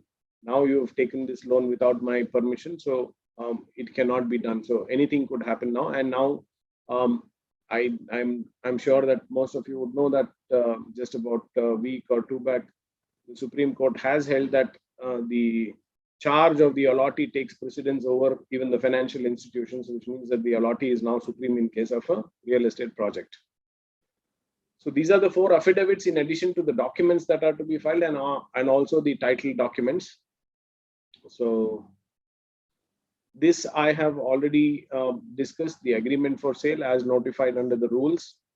So everything needs to go in the agreement. The only thing that can be left out blank is the payment schedule. Even at one point of time, even the authority was insisting that the payment schedule also be inserted. But however, now, because it's a term that the allottee and the promoter can decide themselves, and it's basically a business decision. Apart from that, everything, including the specifications and all details as required under the agreement, you have to specify that in the agreement for sale. And it's not just for filing the application, but you should also follow that while executing or while entering into transactions with the allottees. It's not a mere formality, because at a later point of time, if it is found that you have uploaded one form of an agreement on the authority's website and subsequently you have utilized something else while actually entering into transactions with the allottees, an allottee, because this form of agreement will be available on the portal for an allottee to go back and see and check and verify if it is the same thing that has been uploaded and that has been executed. And then if it has not been done, then it will give rise to an opportunity for an allottee to go and complain to the authority that what is notified and what is being executed are 2 different things. Yes, I think with this, in terms of financial, in terms of the legal requirements for filing the application now are covered. If there's any questions, I can take them now. Okay, so just to add to what I was saying, make sure that all the legal documents that are required to be filed are thoroughly verified.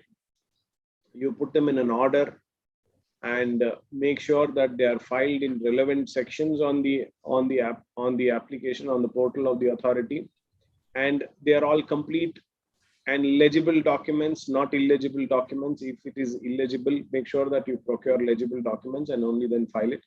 Otherwise, the authority will come back with some of the other query, and then the whole process of registration will get delayed, and sometimes leading to a final hearing and also rejection of the application for registration. In fact, this goes to this, I would say, would be valid for everything in the application that is to be filed. Give relevant documents and make sure that they are filed properly. Vinay, you can. Thank you, Suhail. Thank you for explaining in detail about the legal requirement and the documents for the purpose of RERA registration.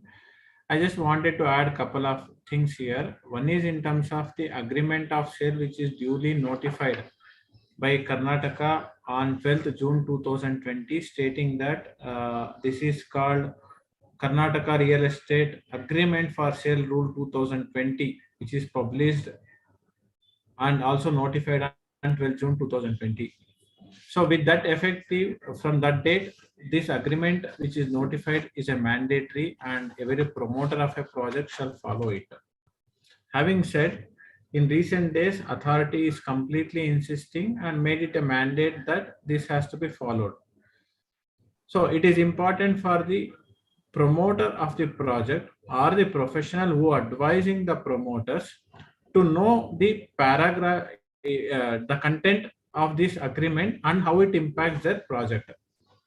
And we have seen that a few projects which are uploaded on the website goes about 200-300 pages of agreement of sale.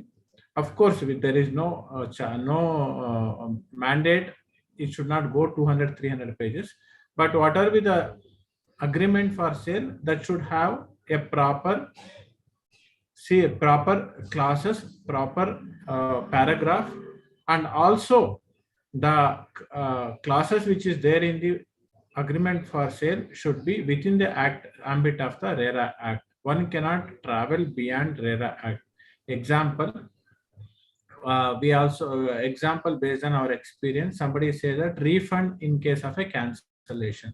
As per the RERA agreement for sale notified, they should refund within 60 days of the cancellation and the amount due. Somebody has mentioned that on disposal of that unit to third party and on collection of that money from the third party, we will refund the money to the allottee. That is not permitted. That is not what is provided as per the agreement for sale.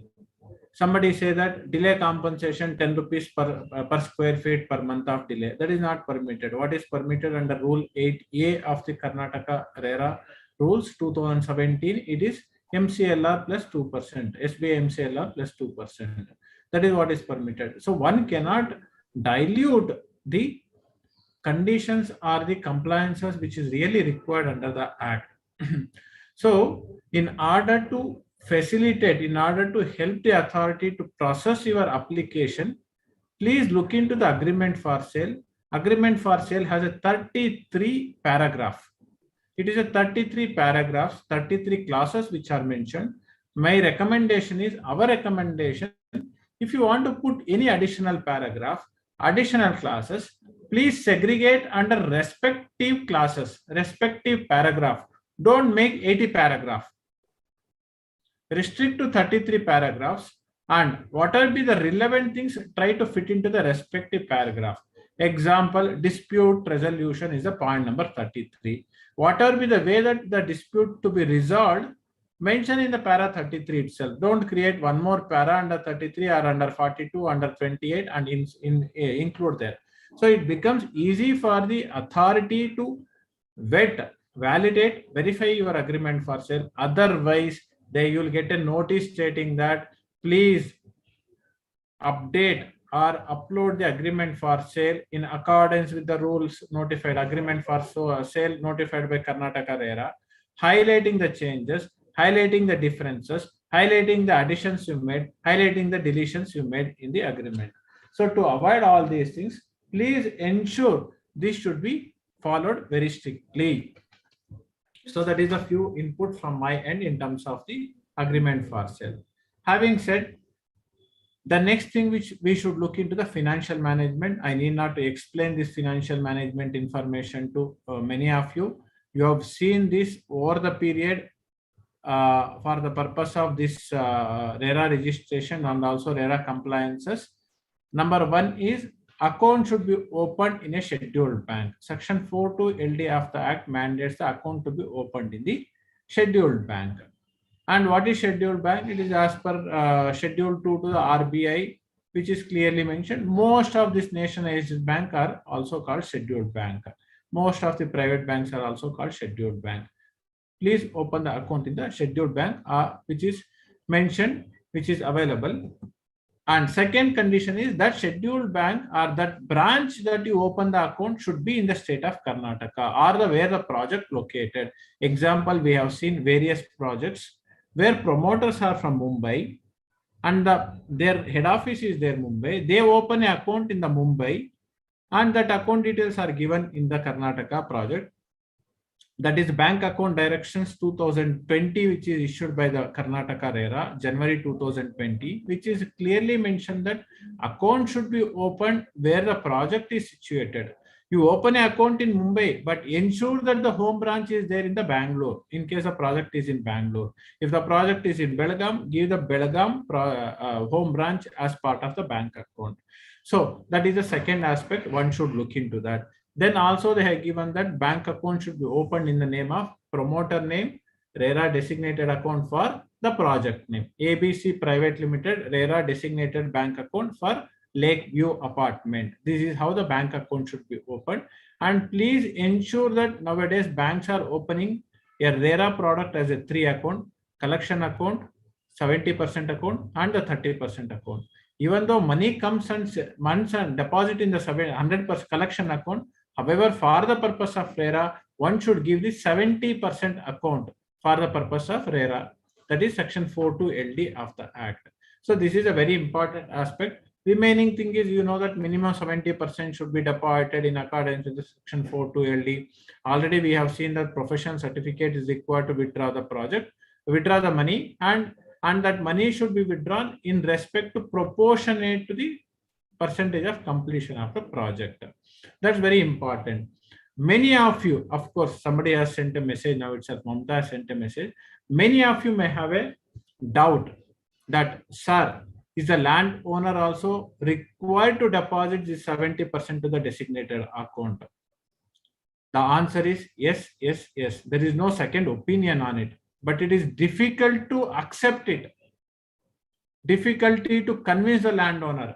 But however, as per RERA, what we have registered is, what is required to be registered is the project, not the promoter. You are not registering the promoter.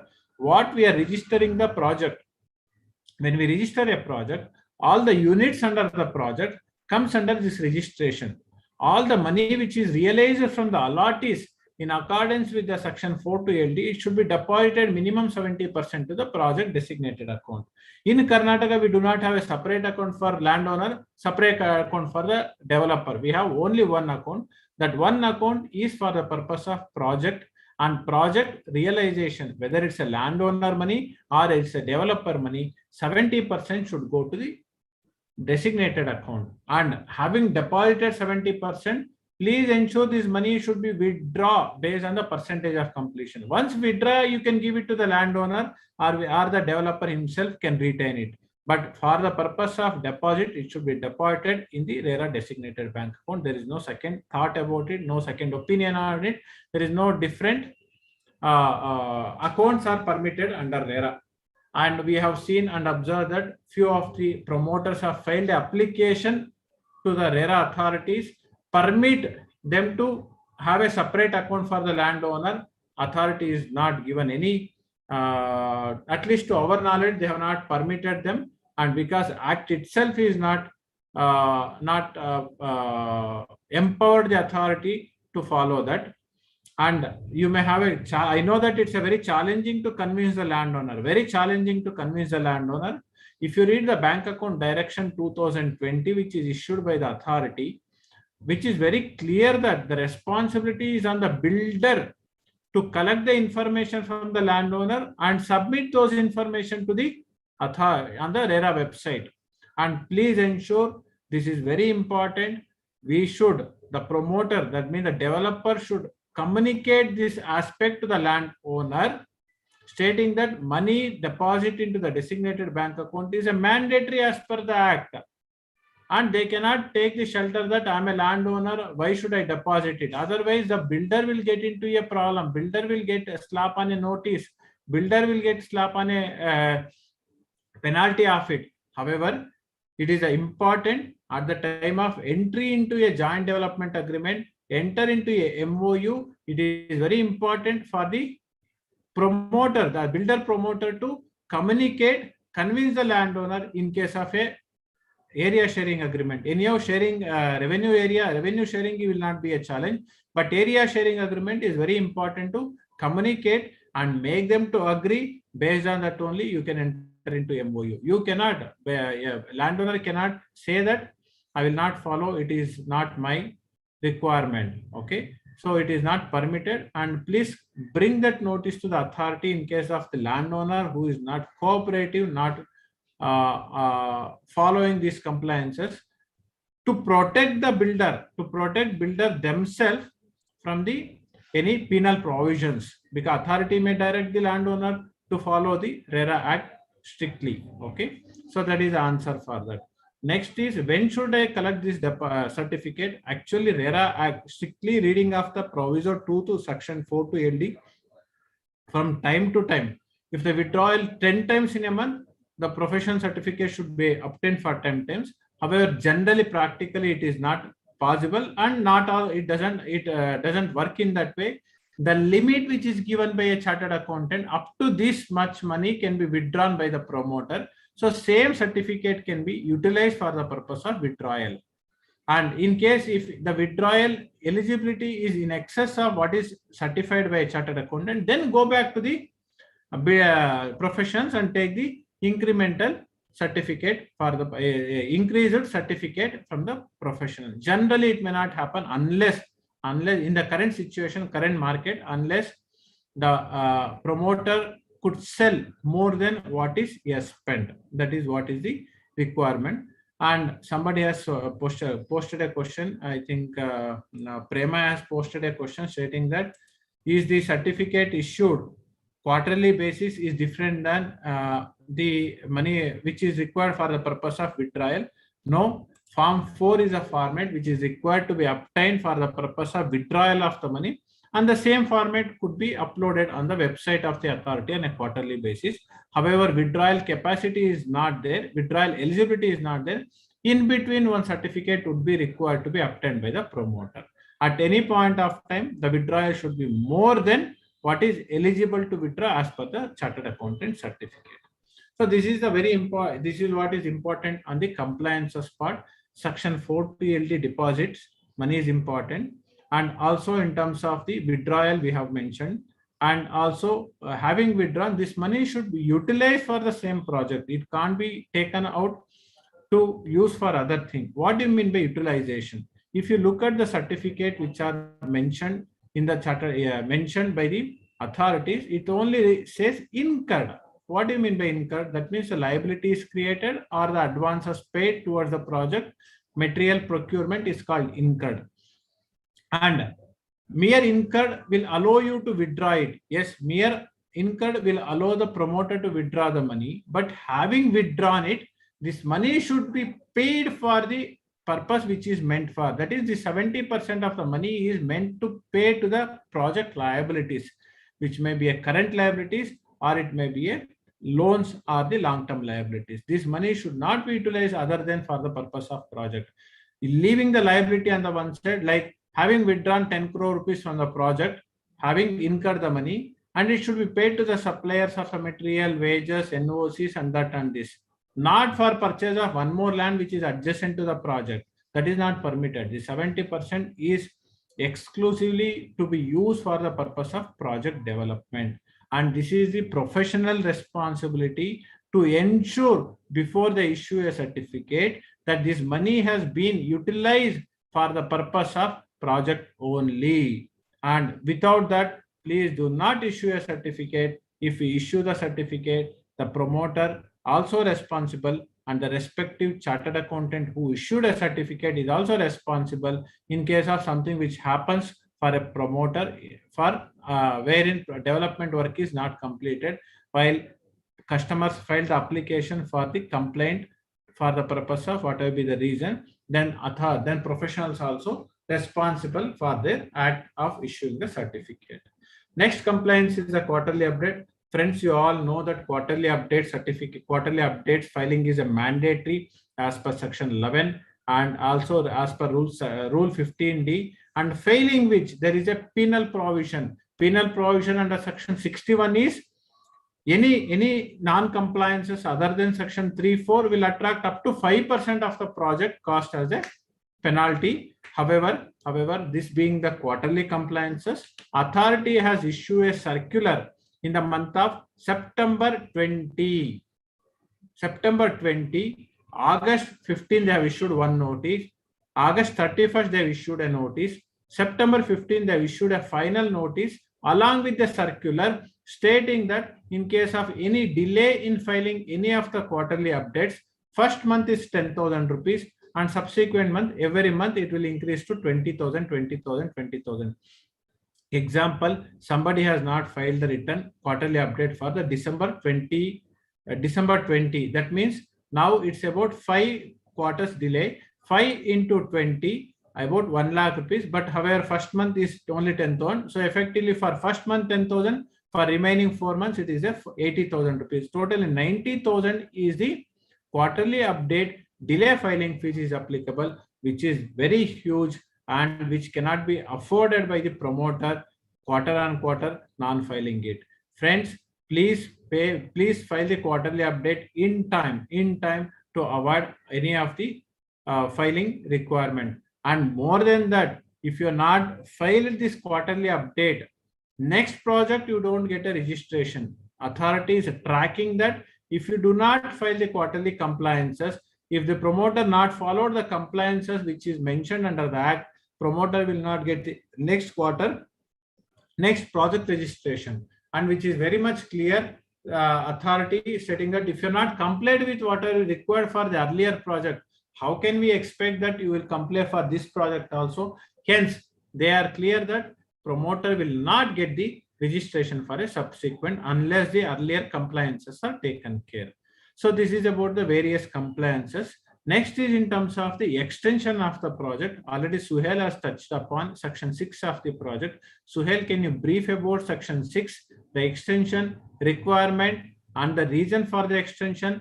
And maybe after your explanation, I will explain impact of non-filing the application within the time, impact of not receiving the extension permission, extension granting from the authorities. Yes. Suhail. Yes. So, as I explained earlier, under section 4.2 LC, you can stipulate the end date on which you propose to complete the development works in the project. So, in the event that you are unable to complete the development work within the end date as stipulated in the application and as the certificate is issued, of course, now due to COVID, there is a 9-month extension which has been given to many of the projects which were to be completed during the pandemic. So that also gets included in the time for completion. Now, under section 6 of the Act, a project which could not have been completed within that time, due to any force majeure event, can seek for extension of time not exceeding 1 year. That is, let us say that the project end date is 20th February 2022.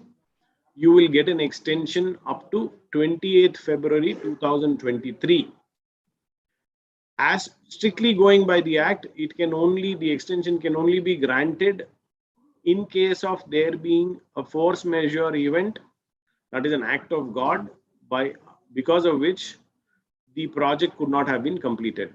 But however, as we have seen, the practice of not just the Karnataka RERA, but many other authorities, because the consequences of non-extension then go into section 7 and 8, which also deal with revocation of registration, then handing over of the project to the association of allottees, or in consultation with the appropriate government, that is the state government, to any other entity, which kind of is an impossibility or is a difficult proposition currently. So the authorities are now, on the basis of explanation that is given for non-completion of the development work in a project, are giving extension for a period of 1 year. So beyond 1 year also, some of the other authorities have actually have enabled filing of applications online also for extension beyond 1 year, wherein the requirements of section 7.3 are to be kept in mind. The power of the authority under section 7.3 is to be exercised. The authority can, in its discretion, give further extension also. And in Tamil Nadu, we know for a fact that in Tamil Nadu, in Andhra Pradesh, and in some of the other states, it's a pretty simple exercise. But however, Karnataka, the extension, I would say, is more difficult than obtaining the registration itself, because there are many questions that are asked. And in fact, as I recollect, there is no application for extension which has been granted without hearing the promoter, which means that it goes through the entire process of filing, answering queries, and then a hearing conducted, and then an order is passed, and then the extension is given. So it's pretty much difficult to obtain an extension.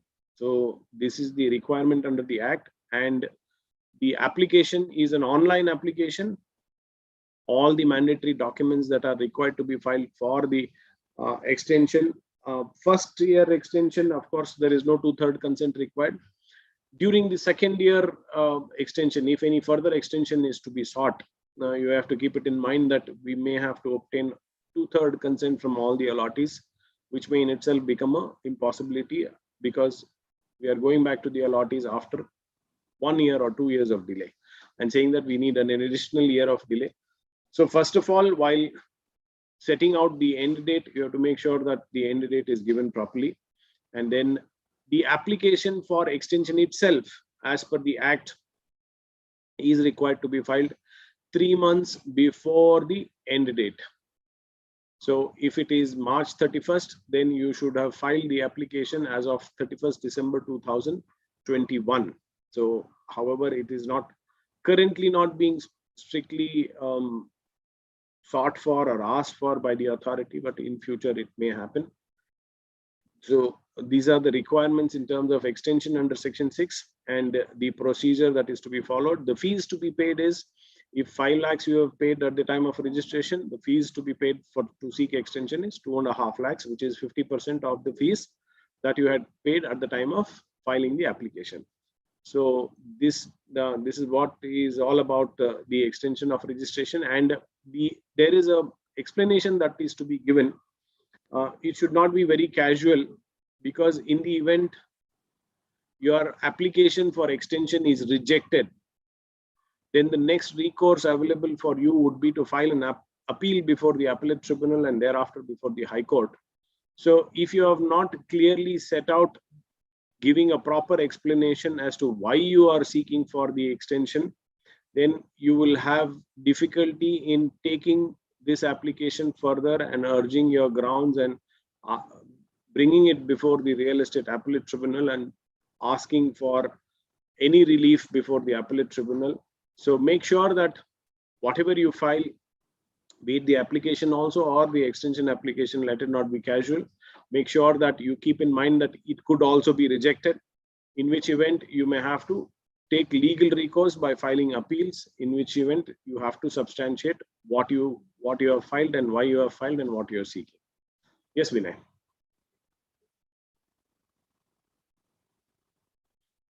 Vinay? Yeah, thank you. Thank you, Suhail, for explaining Yes. about the extension application.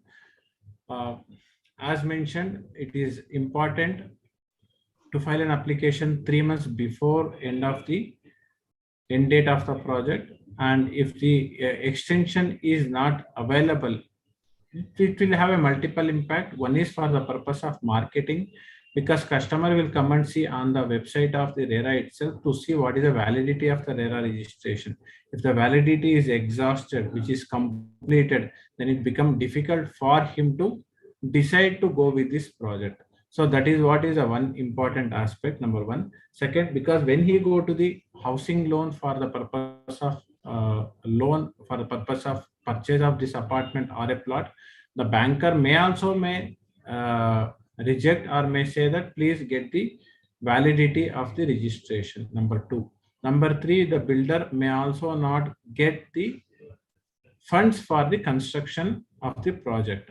So these are all the various aspects which is required, which is various aspects to be considered while we mention the end date of the project at the time of granting of registration itself. We have seen in various time, like applications are filed with only 24 months. How 24 months a project can be completed, we do not know. Even the smallest of the project, from the beginning to end, we require a required occupancy certificate, go and get the power connection, water connection, and also all invoices, everything has to be obtained after the registration. To that extent, one should think it is not only put some structure and apply for the OC. That is not real. That is not is what is completion under RERA. So if you feel that if the promoter says, if you are a promoter or if you're a professional, if you think that project to be completed in 24 months, please add another 12 months to it. Another 12 months to it, say 36 months. You don't lose anything if you mention one more year extra. But however, if you mention with the lesser time, then it would be a difficult. One is there is a additional cost of registration, which is 50% of the fees, number one. Second, professional fees included. Third is there would be a appearance or representation before RERA. Fourth, there would be a challenges to be faced before with the customers or the banker for the purpose of additional funds or additional loans or additional release of installments. So extension is very important, and please do obtain the extension well within the time in case wherever is applicable. That's all is about today's session. We are at 6:10, about 1.5 hour, 100 minutes of our presentation. And any questions, you can post either in the chat box or we'll unmute it, or you can unmute yourself and you can pose the question, and we are here to answer any of the queries. Now it is open for the participants to raise either your practical question or any of the question which is of academic in nature. Sir. Yeah. Sir, accounting that amount withdraw the CA with the engineer with the architect, your signature required. Whose? CA and architect, engineer signature required for withdrawing amount. Okay, Ahmed, for the purpose of to calculate how much eligible to withdraw, section 4 to LD of the act anta ide. Section 4 to LD li ಎಷ್ಟು ದುಡ್ಡು withdraw ಮಾಡಬಹುದು project purpose ಗೆ ಅಂತ ಅದರಲ್ಲಿ mention ಮಾಡಿದ್ದಾರೆ. Mention ಮಾಡಬೇಕಾದ withdraw ಮಾಡಬೇಕು ಅಂದ್ರೆ ಸರ್ಟಿಫಿಕೇಟ್ ತಗೊಬೇಕು, ಇಂಜಿನಿಯರ್, ಆರ್ಕಿಟೆಕ್ಟ್, ಸಿಎ ಅದ್ ಮೂರು ತಗೊಂಡ್ರೆ ಬ್ಯಾಂಕ್ ಇಂದ ವಿಡ್ರಾ ಮಾಡಕ್ ಪರ್ಮಿಟ್ ಕೊಡ್ತಾರಪ್ಪ. ಈಗ ಇವ್ರು ಅವೈಲೇಬಲ್ ಇರಲ್ಲ ಸರ್ ಆ ಟೈಮ್ ಅಲ್ಲಿ? ಅವೇ ಇಲ್ಲ ಅಂದ್ರೆ ಮುಂಚೆನೆ ತಗೊಬೇಕಾಗತ್ತೆ. ಸರ್ಟಿಫಿಕೇಟ್ ಒಂದು ಯಾವ್ದಾದ್ರು ಲಿಮಿಟೆಡ್ ಎಡಿಷನ್ ಅಮೌಂಟ್ ಗೆ ಇರುತ್ತಾ? ನೀವು ಹೇಳಿದ್ರಲ್ಲ ಸರ್ಟಿಫಿಕೇಟ್ ಇಷ್ಟ ಅಮೌಂಟ್ ಅಂತ ಸಿಎ ಮೆನ್ಷನ್ ಮಾಡಿರ್ತಾರಪ್ಪ, ಎಷ್ಟು ಅಮೌಂಟ್ ಎಲಿಜಿಬಲ್ ಅಂತ ಮೆನ್ಷನ್ ಮಾಡಿರ್ತಾರಪ್ಪ. ಅದಕ್ಕೆ ಬುಕ್ಸ್ ಆಫ್ ಅಕೌಂಟ್ ಎಲ್ಲ ಕೊಡ್ಬೇಕಾಗತ್ತೆ ಬಿಲ್ಡರ್. ಅಷ್ಟು ಅಮೌಂಟ್ ವಿಡ್ರಾ ಮಾಡ್ಲಿಕ್ಕೆ ಇವ್ರೇನ್ ನೆಸೆಸರಿ ಇಲ್ಲ, ಇವ್ರು ಮೂರು ಅಷ್ಟು ಅಮೌಂಟ್ ವಿಡ್ರಾ ಮಾಡೋದಕ್ಕೆ 3 ಜನ ಬೇಕಪ್ಪ, ಸಿಎ ಬೇಕೇ ಬೇಕು, ಇನ್ ಎನಿ ಕಂಡೀಷನ್ ಬೇಕೇ ಬೇಕು. ಹೌದಪ್ಪ, ಹೌದು ಖಂಡಿತ ಬೇಕು. Okay sir. Okay. Any other, not only to the today's presentation, if you have anything related to any of your queries, you can do that. Somebody has posted a message stating that we have filed the application on certain requirement like a transfer of right, section 15, project is completed in all aspects. Still we have not received the approval from the authority. Maybe we should follow it, filing a representation or memo stating that this is so, we should pursue it and then we should get it, because section 15 is a prior approval. That means to say one should have taken an approval before get the transfer done. It is not the post approval. Section 14 may be a post approval, but section 15 is a prior approval. Before transfer, one cannot, before approval by the authority, one cannot transfer the project to other entity. If that is done, then that is a non-compliance of section 15. Consider if the authority reject the application, what will happen? So that is what is important. I do not know how it is not pursued or not obtained this, because failing which they cannot do any business at all in the name of the new entity. New promoter cannot do the business. Yeah. Next. Any other question? So one more message which has come stating that, sir, it's a plotted development. 100% money is invested by the promoter himself. He collect the completion certificate or 100% release. The question is still the registration required. The answer is yes. Suhail, you can answer with the legal aspects of it. So the question is that whether registration is required. registration is required having invested 100% by the developer and completed 100% project. Okay, so every real estate project which is not exempted under the Act is mandatorily required to be registered under the Act, irrespective of whether 100% investment is made by the promoter, the land is purchased, even if it is a 100-acre land and with 3,000 apartments or 4,000 apartments, you are investing it entirely. The question is not whether you invest and construct. Now, if you read the provisions of section 4.2 LD, essentially a promoter is now required to actually invest his own funds. It is gone are those days when you could sell on the basis of a board that is erected outside the project. That is not the case. This literally now takes the shape of production, manufacture, production, and then sale. So that being said, the rights of the allottees and the obligations of the promoters flow beyond the project end date also. It is not just that you construct and deliver, you construct, deliver, and also fulfill your promises that you made to the allottees. In terms of defect liability under section 14, the defect liability extends to 5 years from the date of handing over of possession.